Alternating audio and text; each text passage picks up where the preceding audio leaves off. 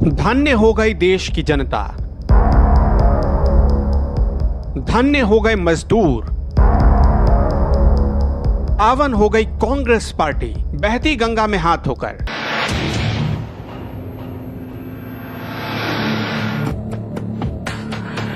सियासत कब, कहां और कितने महीन तरीके से करनी है, देश की ग्रैंड ओल्ड पार्टी को यह बखूबी आता है।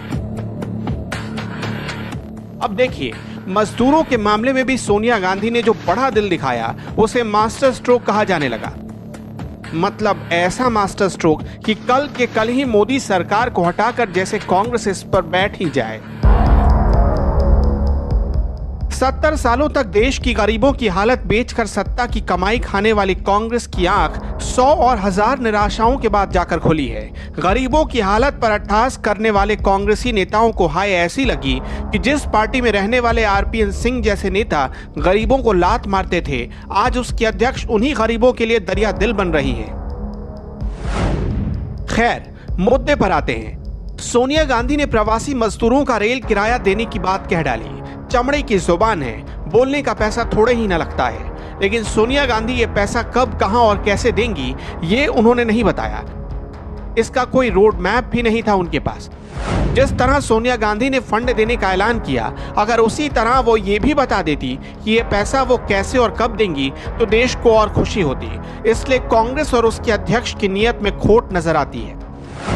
सोनिया गांधी अगर चाहती तो ये पैसा सीधे रेल मंत्रालय को दे सकती थी, चेक जारी कर देती कांग्रेस पार्टी के नाम से, या राज्य सरकारों को ही फंड दे देती।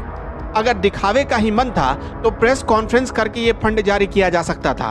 कहने का मतलब, पब्लिकली इस फंड को अगर ट्रांसफर करके सोनिया गांधी बात करती तो देश इसे मास्टर स्ट्रोक समझता, सचमुच वाला मास्टर स्ट्रोक। लेकिन नहीं, इस फंड को जारी करने के लिए दुनिया भर का ढोंग किया गया। पहले कांग्रेस कमेटी की बैठक होगी, इस पर चर्चा होगी, नेताओं की राय ली जाएगी, सभी प्रदेश अध्यक्षों को प्रवासी मजदूरों की लिस्ट बनाने का जिम्मा दिया जाएगा।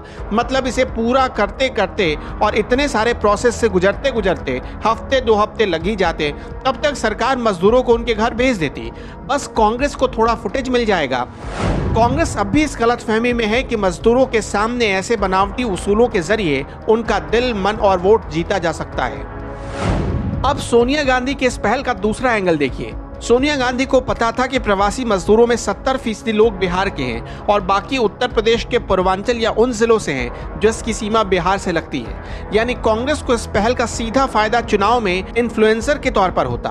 बहुत दूर की सोच सोची थी सोनिया गांधी ने, लेकिन ये चाल पकड़ी गई और सरकार के मास्टर स्ट्रोक के आगे नाकाम भी हो गई। ग्रैंड ओल्ड पार्टी के बिछाए जाल में ये पार्टी खुद ही फंस गई। अगर सोनिया गांधी का इरादा सचमुच नेक है तो अब भी उनके हाथ मौका है करके दिखाने का।